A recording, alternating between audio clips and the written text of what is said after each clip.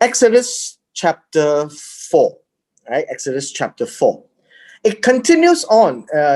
Please understand, these words, then and then, are what we call consecutives. The one that in chapter 3 happened and then chapter 4 continues. So everything that God had said in chapter 3 was to describe his name. And I just want to make a point. When God says his name is Ehyeh, Asher, Ehyeh, it literally is not telling us that's the name you call him, like us. We need to remember that it is to describe who God is, his character, his personality. What is he about? And so names is to help us understand God and know God. And then in chapter 4, it continues, and Moses answered God and said, but you know what? If they do not believe, if they don't hold firm, and the word believe here is aman. Now, we have a Malay word called aman as peace. But in the Hebrew, aman is to believe, is to be firm, right? To take confidence. They are all nomads, and so for a tent, you have a tent peg that pegs the tent into the ground so that the tent doesn't fly away. And because of that, that's the word aman, to tell us believe is an English word, right? It's more abstract. So the more concrete meaning is that you stand firm in the words that Moses say. So if they do not take confidence or hear my voice, and we always say hear, right? The word hear, it's not simply to hear the sound, but to actually obey, to hear, to understand, to make a decision, and to take action. And hence we get the word obey. So the word is listen, is to hear, but the whole concept is to take confidence and to do something about it. So as you know, all these or and are connecting words of two things that is about the same meaning of an emphasis. If they don't listen to me, and if they say the Lord, right? The Lord has not appeared to you. You have not seen God. Let's say, that's what the word suppose means, right?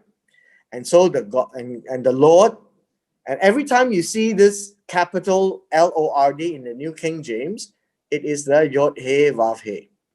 That's the name that God has given. It says, what is in your hand? So Moses is holding something in his hand, and he said, a rod. Now you need to be aware, like in Psalm 23, your rod and your staff, they comfort me. The word rod here also means a staff. It's a stick. And usually the sticks of those days is actually a big branch. That is what it means. And they use it to support themselves and to do things with it, to protect, to fight. And that is a rod. So please don't think that it's like a lightning rod or a police baton or something like that. It's a big stick that is used to support oneself. And so God told him, cast it to the ground, throw it down on the ground, right? Throw it down on the ground. The word cast is to throw. And then he cast it, he threw it to the ground. And this is what it says in verse 3. And by ground, this is the earth on the ground. And then it became a nahash. A nahash. Oops. Now, where did we see this word before? Genesis chapter 3. The snake. It became a snake. Now, very interestingly, you will see that snakes are not friendly creatures. And so Moses fled from it. Now, the word fled here is very interesting. I would say he ran away. Right? Moses literally ran away from the snake. Now, I suppose if he had a rod, then it must have been a big snake if it became a snake. And then God said to Moses, you reach out your hand, stretch out your hand and take it by the tail. You notice there is the way of catching a snake is not to catch the head, but catch the tail. So he stretched out his hand and he caught it, and then it suddenly became a rod. Now, this is a miracle. This is not a David Copperfield magic. This is a real thing. And when you do this and show them, then they will believe. See, the word believe comes, but the actual word is be firm. Right? Be firm.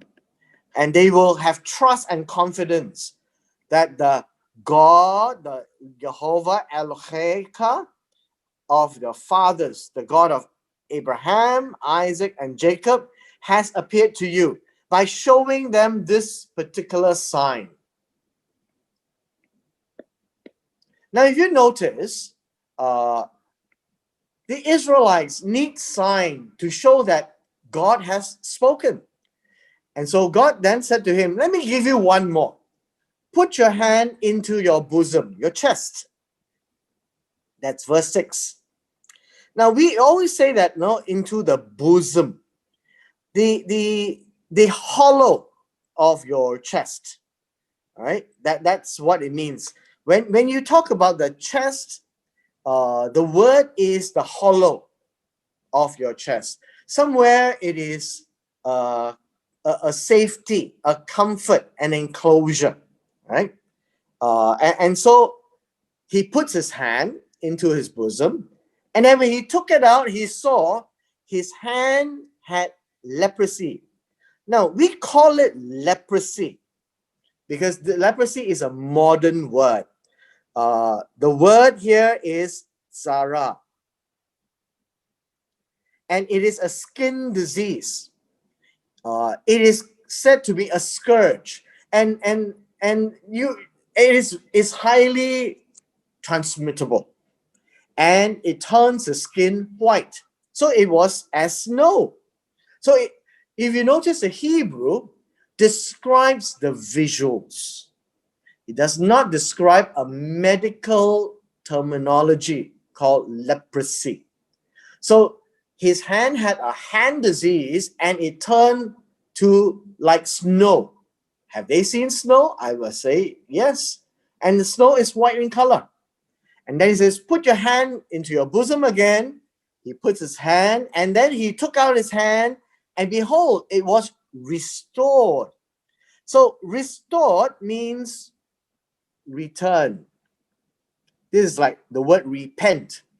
It returned back to his original flesh, which is not snow, it is his normal flesh color. Now, this is the second sign. Then it will be, if they do not trust you or listen to what you say with the first sign, and the sign here is like the sign of Cain, the mark, right? It's a sign. It's a mark. Like that, put across. So they can see this to be very specific as a message. Now, you show them the second so that they may trust the message of the second sign, the later sign, which means that there are two signs. The latter sign means at the back, which means that Moses is to show sign number 1, the snake, and then sign number 2, the hand.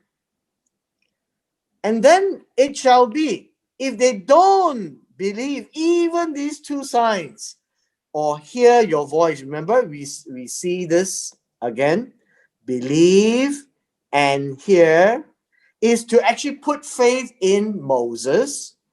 Then what you do, you shall take water from the river. And so here, The word here is Nile, right? It is the big river, and when you say river in Egypt, it refers to the Nile. All right, that's what it says in context in Egypt. So it does say river, right? It does say river or a stream or a canal, a waterway, right?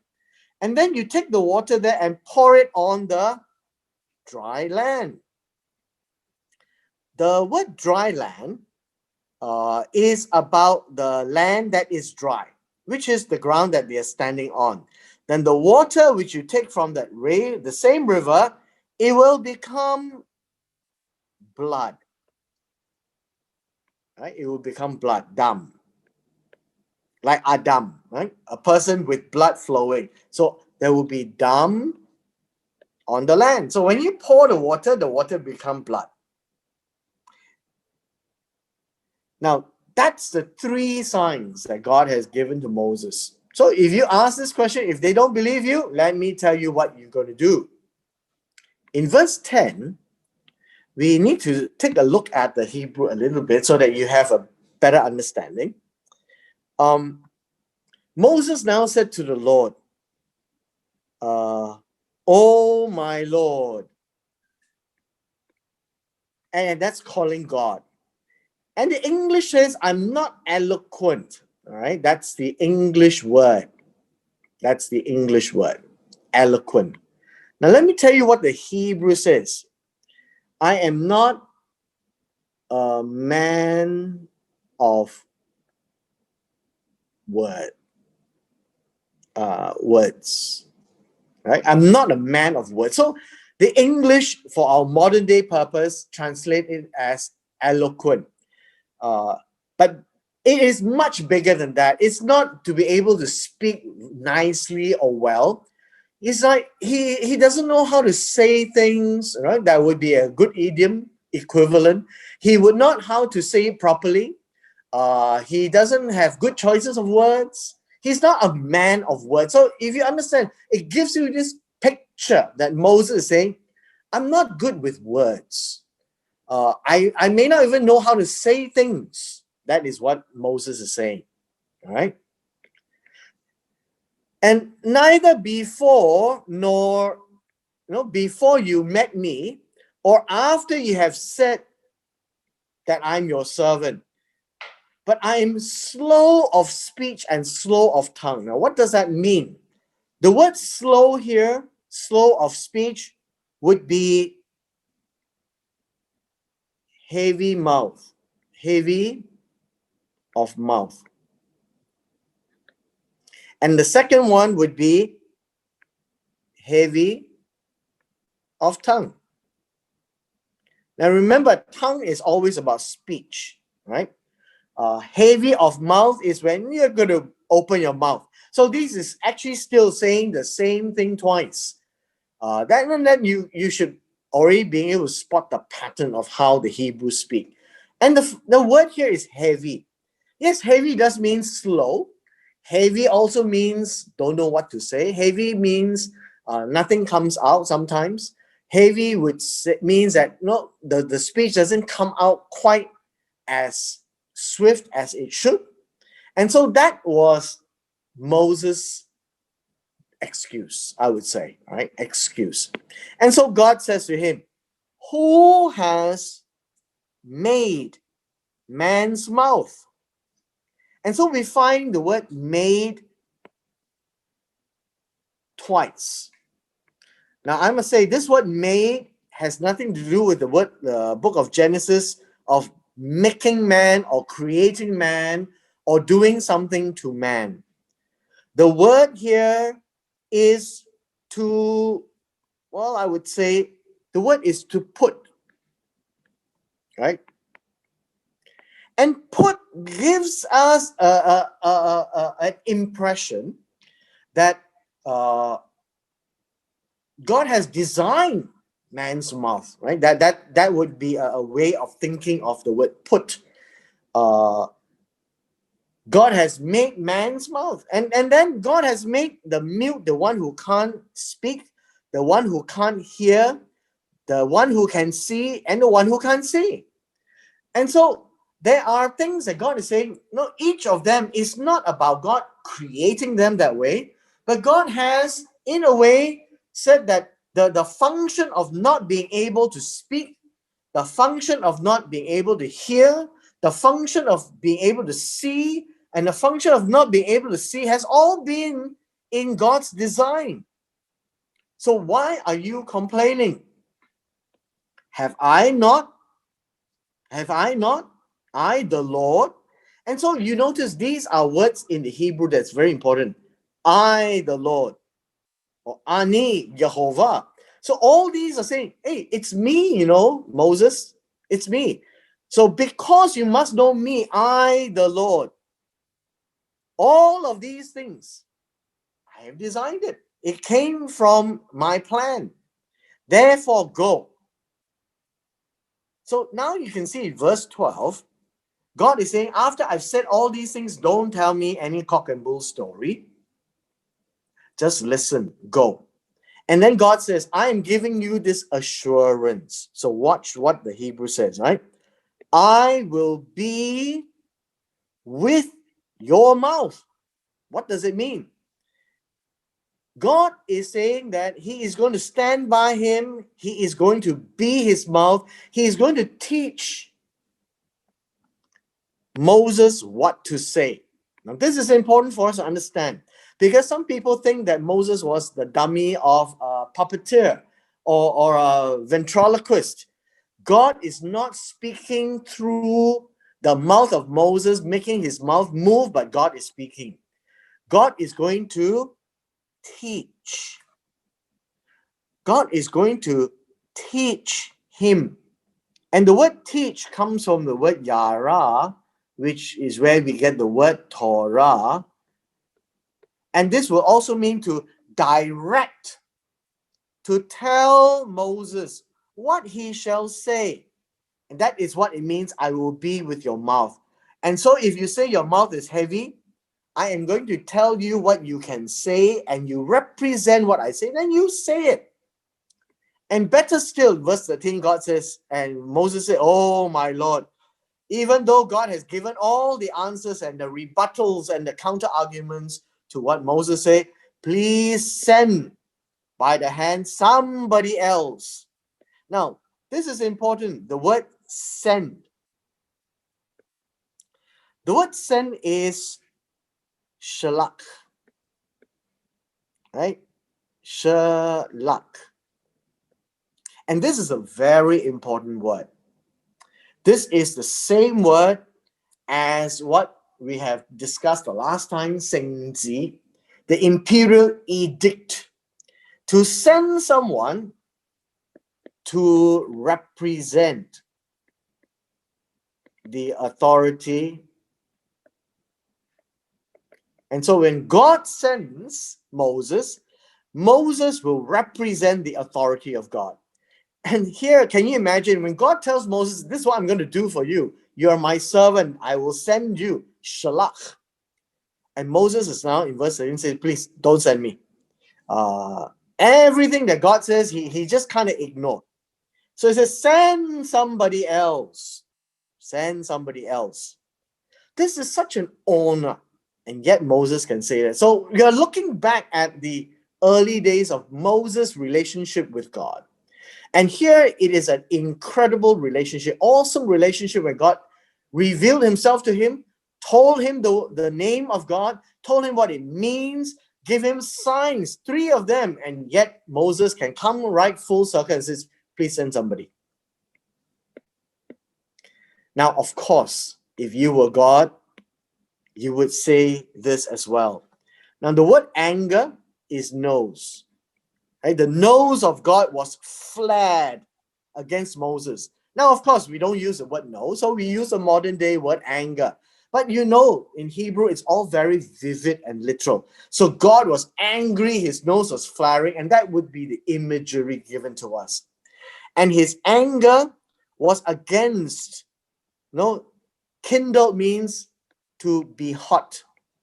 His nose was hot against Moses. Yes, so we can say it's kindled, right? This is a good translation, modern day, right? But the picture is God flared his nose and he was very hot, right? And God says, okay, is not Aharon the Levite your brother? Aharon. I know he can speak well, right? He can say a lot of words. And the word speak here is Yadavar.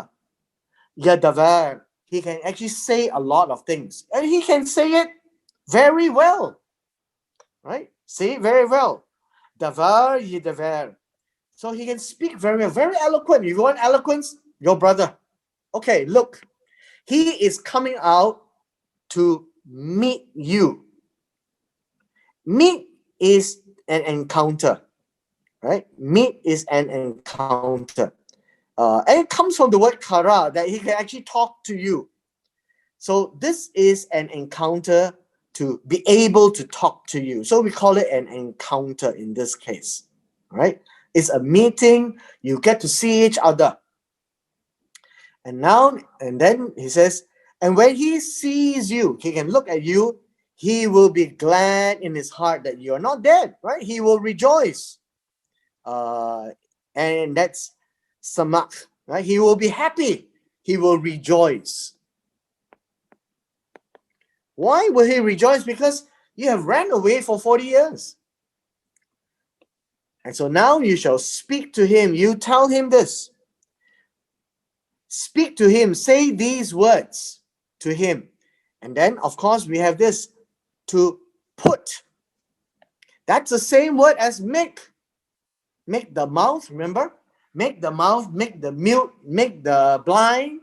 Same word. You just assign the words for him. This is for his mouth. When he moves his mouth, he should say these words.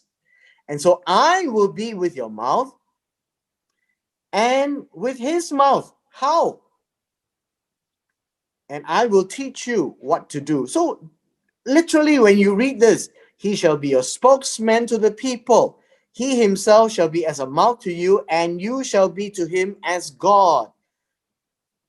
And you shall take this rod in your hand, and you shall do the sign. So let me give you a picture, what it says. God will speak to Moshe, right? And he will then speak to Aharon, right? And then he will speak to the people. And later, Pharaoh. Now, this is important for us to see. Why does God say, I will be with your mouth and will be his mouth? Because the words are coming straight from God. And God is going to teach it to Moshe.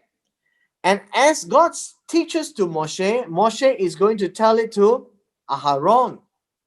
Because Moshe said, my mouth is very heavy. My tongue is very heavy. And so Aharon will speak. But what will Aharon speak? And this is what I want to highlight to you. You shall be to him as God. You shall function as God to Aharon.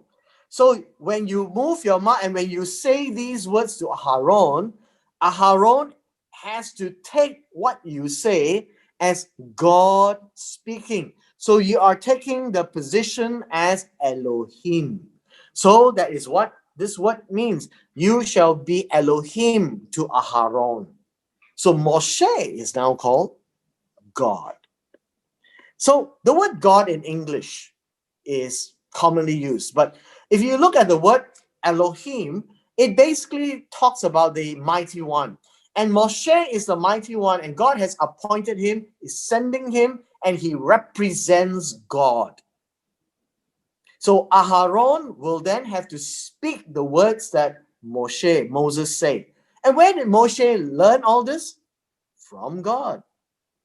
From God. Is Moshe really God to worship? No. Not at all. Moshe takes the position as God because that is how God has ordered and directed this particular mission. Why was it so confusing? All because of Moses. Because he gave all kinds of excuses and now he has none left. Now Moses is about to leave. So look at this. Verse 18 says this. So, now the word so is and then.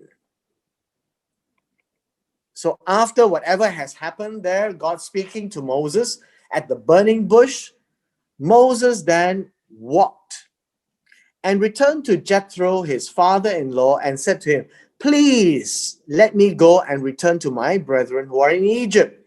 And I want to see they are still alive. Now remember a couple of things. We are in Midian.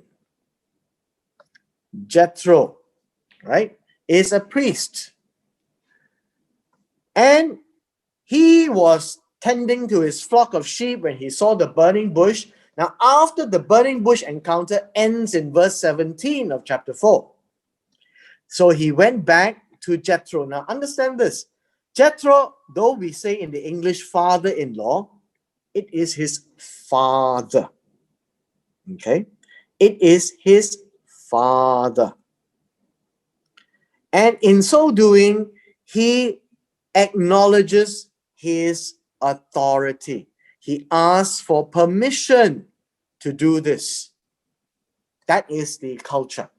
And so, although Moses is a man of his own and he came from the palace, by authority of the king, although he has ran away, he still respects Jethro. Okay, so tells you something about relationships, about the elderly, right? His father. And so Jethro says to Moses,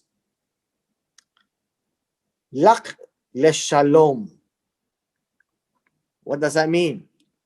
Walk with shalom.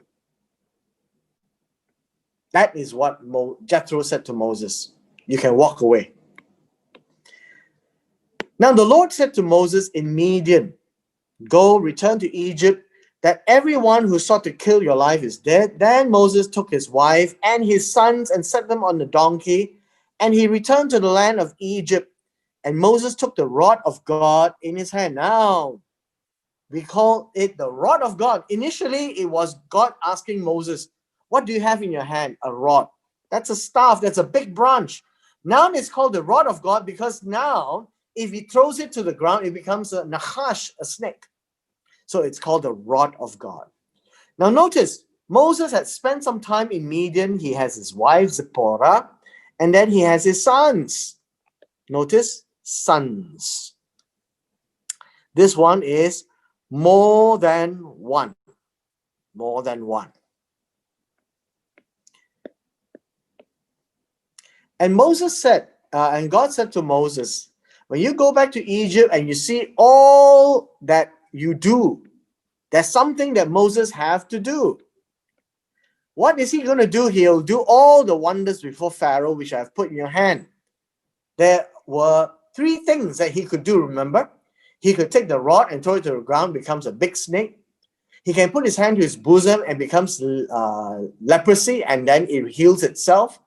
And then he can take water from the river and pour it to the ground, it becomes blood. And then God says, I will harden his heart and he will not let the people go. Now, this is important for us to understand what it says. Okay? He says, he will harden his heart. First of all, when he goes to the Pharaoh, this is not a trivial thing. You just don't walk up to the Pharaoh and say, please let my people go, right? Understand what the whole setup is. Pharaoh is a god to the people of Egypt. And a god can only meet with a god or somebody who is like a god, who is a king, who is a peer. And Pharaoh is the god of the life, to the people of Egypt. And so God is going to send Moses to face up to Pharaoh to do all these signs, we call it wonders, and these would be the signs, the miracles. This is not something that a human can do. And God has put it into the hand of Moses. So you notice all these ability to do miracle is not given to everyone. It's only given to Moses. But after you go and see Pharaoh, God says, I will make strong his heart. Now the word strong is to be firm. Right? It is to strengthen. Now notice heart.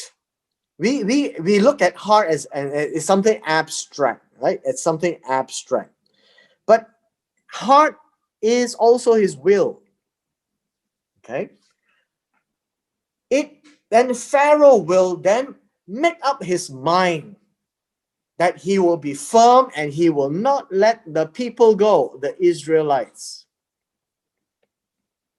Because it will be a slap on his face. Just because somebody walk up to him and say, let them go, Pharaoh will let them go after so many hundreds of years, that would be an embarrassment. And so that is what God is saying. By doing the signs, it will force Pharaoh to firm up his decisions, his will. Now, after he will say these things, you will say to Pharaoh, thus says the Lord. This is what Jehovah says. Israel is my son, my firstborn. And this is something shocking to Pharaoh. God is saying, Israel, all these people there as a nation, he is my son. God is treating Israel as a child. And not just a child, my firstborn. And eventually you would see that in this culture, God will say the firstborn belongs to God. The firstborn is very important. The firstborn in an Oriental culture represents a family. In an inheritance, double the amount. He carries the name of God, of the owner. And so if Israel is my son, so Israel will carry the dignity of God, the name of God, represents God. And just like the family with the firstborn son, the elder son, is being honored that way. And so I say to you, let my son go that he may serve. Now, what is serve? Verse 23. You'll be surprised. Do work. And the word serve is to do things for God. So when we serve God, we're doing things for God. So when we do things for God, is to do what God says. So the priests, eventually the Levites, are doing that. So they serve God on behalf of the people, and they must do according to what God says. So let my son, every one of the nation of Israel, go, that he. So notice the singular. So don't be surprised in the rest of the Bible that you see my son and he. It refers to the nation of Israel, all the Israelites as a whole, because God says he's my son, my firstborn. But if you refuse to let him go, indeed I, Jehovah. Now remember, this is a threat. I will kill your son, your firstborn. Now, you notice this? An eye for an eye. God is putting on the table the son of Pharaoh.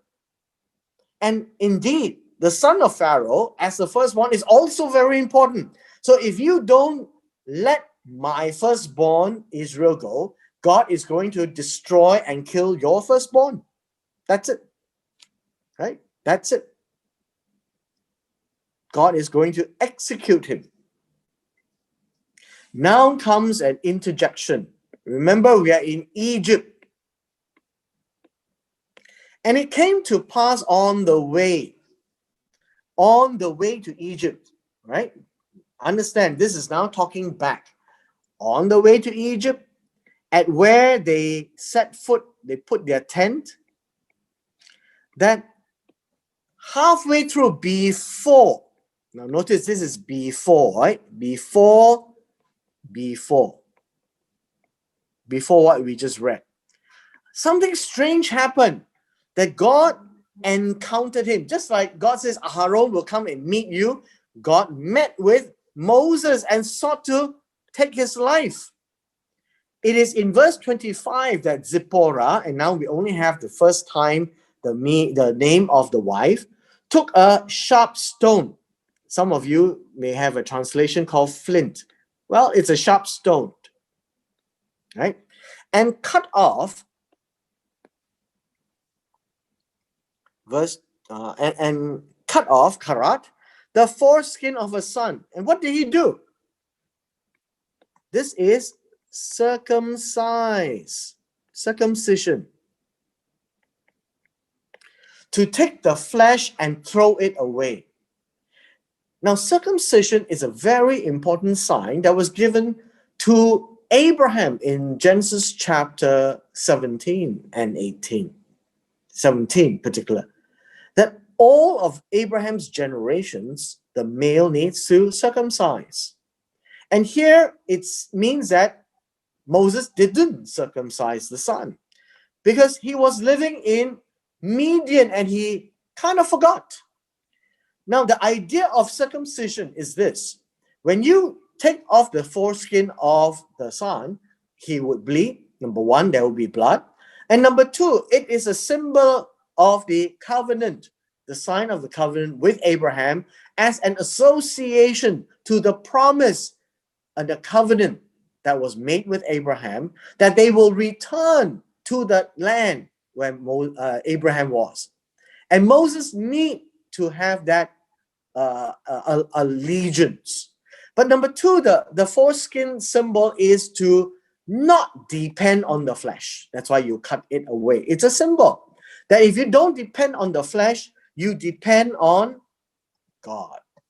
And so Zipporah remembered, cast it, he threw it at Moses' feet and says, you are a son-in-law. Now this word husband, this word husband is actually son-in-law.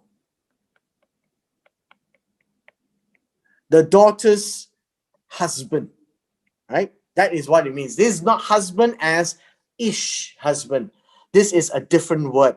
This is with regards from the viewpoint of Zipporah. That Moses is the husband of Zipporah. You are a husband of blood to me. So he let him go, and then she said, he would be God. Let him go. You see, verse 26. The word here, let him go, is to abandon that idea. Okay? To withdraw. I think it would be a better word. So instead of wanting to kill Moses, God just let him go. No, that is the idea. And so it says, you are a husband of blood because of the circumcision that almost Moses died. Almost, right? So in this case, this is a lesson that Zipporah, a Midianite, had a better understanding than Moses with regards to the circumcision. Now, the last segment here in verse 27 speaks about Aaron. So remember, earlier on, God was telling Moses, Aaron is coming. He can speak. He will be your mouthpiece. So God spoke to Aaron separately. Go into the wilderness to meet Moses. And so Aaron went, met him on the mountain of God. When we talk about the mountain of God, this would be Horeb, where it would be by the side of the Red Sea, on the side of the Arabian Peninsula. That's the wilderness. That is the Arabian Peninsula, sorry. That would be way past the Sinai Peninsula. That would be where Moses met with the angel of God in chapter 3, right? Now, when they met, they kissed. Now, notice, kissing is a Oriental, Oriental culture, right? Oriental culture. And this would be to kiss, and it does not necessarily mean on the lips, but it could also mean on the cheeks, right? Lightly. Verse 28. So Moses told Aaron all the words of the Lord who had sent him and all the signs which he had commanded him. Then now the two of them, after they talked to each other, they went back to Egypt. And where in Egypt did they go? Remember? They went to Goshen. That was where we left off in chapter 49 and 50 in Genesis. Then Moses and Aaron went and gathered all the elders of the children of Israel. Now that's another cultural thing. All the children of Israel would be the 12 tribes. And each of the tribes becomes a clan. And each clan will be represented by elders. Okay? Now, by elders, it would mean older people, right? Literally, in the time, it would be the older sons of Israel. Why older? Well, I guess we have the idiom, right? Older and wiser. And older is wiser. So in the old days, when a family member, a patriarch grows old, he becomes a patriarch. And he is a well-respected old man because they grow up wise. And so whenever you hear the word elder, it is not an appointment of eldership. It is literally, he is the anchor man. He's the old tree of the family. And he will have a say of what the tribe will do. So Aaron spoke all the words which the Lord had spoken to Moses. Now notice what happened. Look, Moses spoke to, not here. Moses told Aaron all the words of the Lord. Then Aaron said the same words to the people. Then he did the signs in the sight of the people. Now, we must understand that at this point in time in verse 30, Aaron represents Moses, and Moses is a god to Aaron. And so if you see it that way, you can actually imagine the relationship is that Moses is like God, and Aaron is like the prophet. And so the prophet did the work for God. Now, Moses is certainly not God, although we call him Elohim to Aaron. This God appointed him that role because he can be seen in the eyes of Pharaoh. And so the people looked at the three signs, and so the people believed. He had confidence. And when they heard that the Lord had visited the children of Israel and what God has said, and had looked on their affliction, God can see what is pressing them. I want to spend a few minutes on this. They bowed their heads and worshipped. Now, the Hebrew word is this. First of all, bow their heads, and then the word worship. And so you notice it is connected by these similar conjunction, right? The and, the or. Remember the Hebrew way of saying the same thing twice. One here and one here. So let's break this down. What do you mean bow their heads? So many people will say that, no, just nod. So let me just tell you the word. The word yadat, although we translate as bow down, the word actually means to shrivel. I'm not sure whether you understand the word shrivel, right? The word means shrivel. And it is like a dry leaf. It crumpled together, right? It crumples together. And bowing their head is a more literal meaning. And how do you bow the heads? Actually, it's not just bow the heads. It is to show the scalp, right? So it is to show the top of the head. It is to point the top of the head. That is what it means to bow their heads.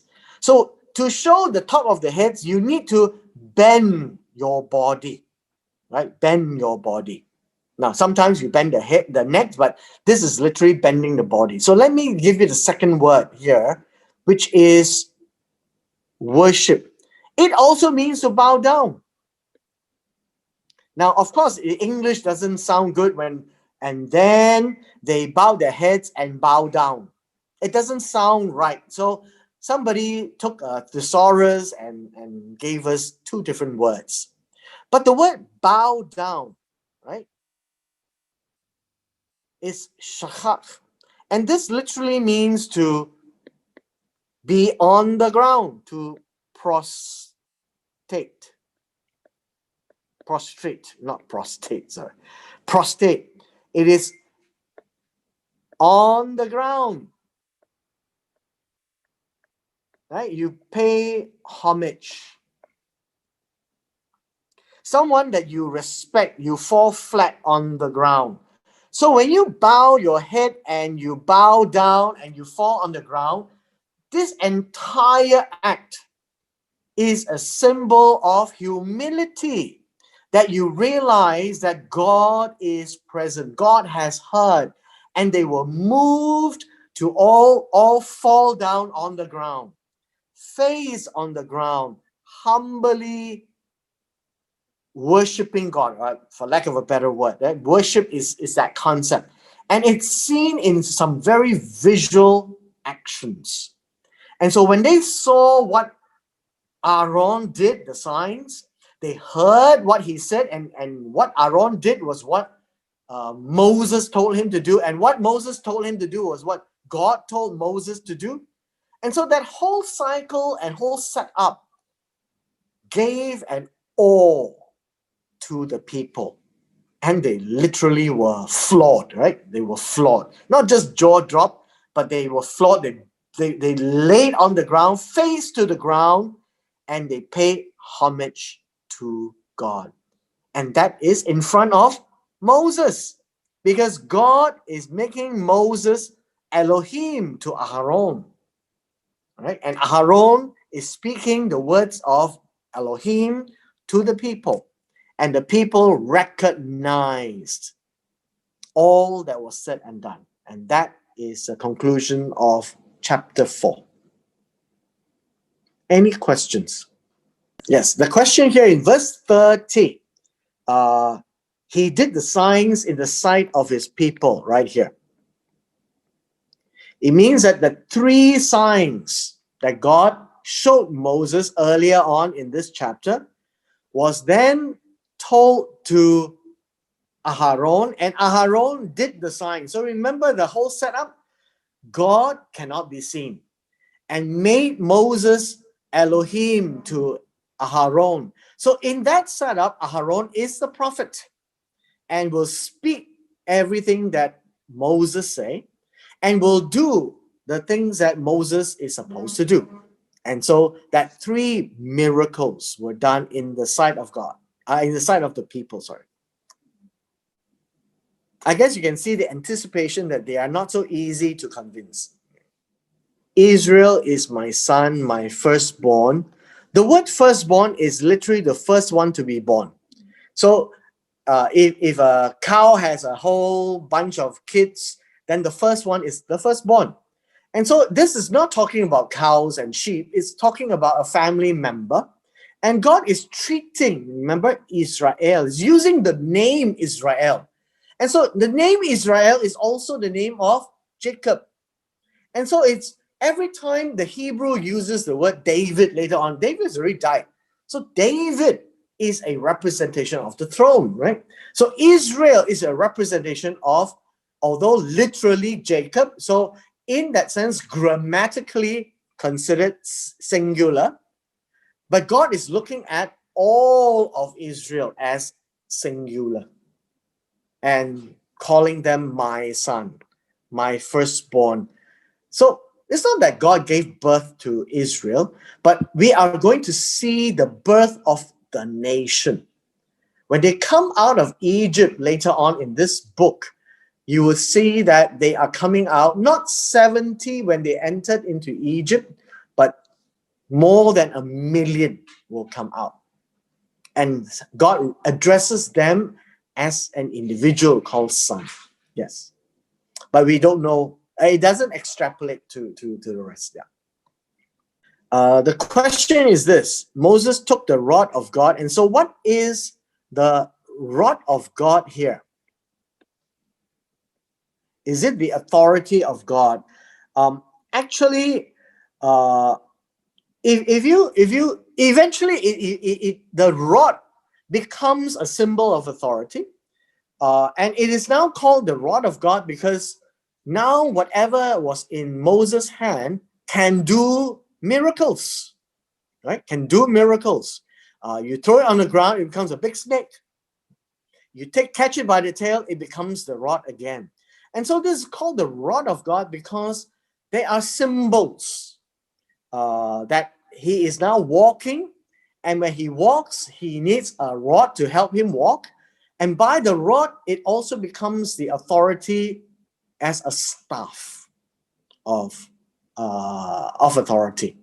Like a king, right? You got a scepter in his hand. And so that becomes the scepter that God has given Moses to represent God. Okay. Let me just repeat what I said about this particular verse. It's generally misunderstood, but let me give you the context again. Harden means what? Harden is to firm. Okay. It is to make him decisive. This is important for us to see. All right. Verse 21. It means to be strong. Be strong. Strong will. Yes. So heart is will. So he becomes obstinate. So harden your heart is also similar to harden your neck, stiff neck. And so how does God make Pharaoh stubborn? Because God is going to speak to Pharaoh in the face, literally to belittle Pharaoh, that God is mightier than Pharaoh. And hence you can actually play in your mind how the miracles, the moment he sees the miracles, the moment Moses go and speak to him, he will be taunted, he will be intimidated, he will feel very dishonored, maybe, right? Because nobody treats him like Pharaoh. Because certainly Moses and Aaron never did. And that is why he would harden his heart. And he would say, who are you to tell me what to do? So you need to understand the situation. The story, emotions behind it is more than the words. You need to understand the cultural background and the practice of a king. And Pharaoh is no one above him. And only he tells you what to do, not you tell him what to do. And so when somebody comes and tells him what to do, he would be very cheesed off, right? He'll be very upset. And those are softer words. He will retaliate. And so when the miracles come in and knock each of the gods of Egypt, he will be very, very upset and he will harden his heart. So hardening his heart is a An idiom is like stiff-necked, strong-willed, stubborn would be the right word, yeah? Okay. So God is not going to zap his heart. It's the events, the words that's said, the things that's done, that's going to cause him. And so what Aharon do is coming from Moses, and what Moses is doing comes from God. So ultimately, the Hebrew way of looking at things is it's all God, although the men are doing the work. So they all assign it or ascribe to God. And so God says, I will harden the heart, not by touching his heart, but through the words of Moses and Aharon and through the miracles, he will be stubborn. That would be a natural response. Okay? So actually here, Moses is acting as God. So whatever Moses said, Aaron will say, follow. yeah. So as if he is receiving The word of God. the word of God. Correct.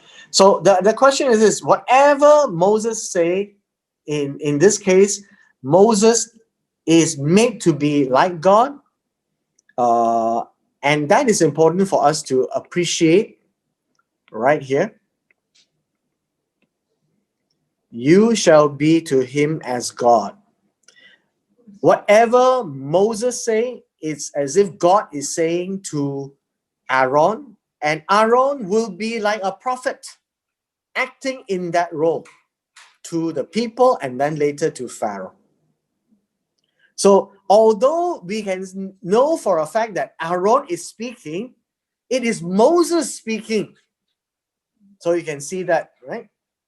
So we also saw that last week when we talked about the angel of the Lord speaking, when the angel of the Lord says, take off your sandals for you're standing on holy ground. The angel of the Lord was speaking on behalf of God and was speaking God's word. And then later on, the narrative just revert to Jehovah. So when Aaron speaks, he will eventually turn over to Moses speaking. And so that is the way that the narrative expresses itself. Correct. Is it also Sinai? Okay, verse 27, mountain of God. And this is Horeb. It is also Sinai. We call it Mount Sinai when we get to Exodus chapter 19. But at this point in time in chapter 3 and chapter 4, this would be Horeb. Same place. So the name is changed? Two names, right? Two names. There are two names to the mountain of God. So do not get confused. Whenever you read Horeb or you read Sinai, they are one and the same location. Okay, I'll see you next week.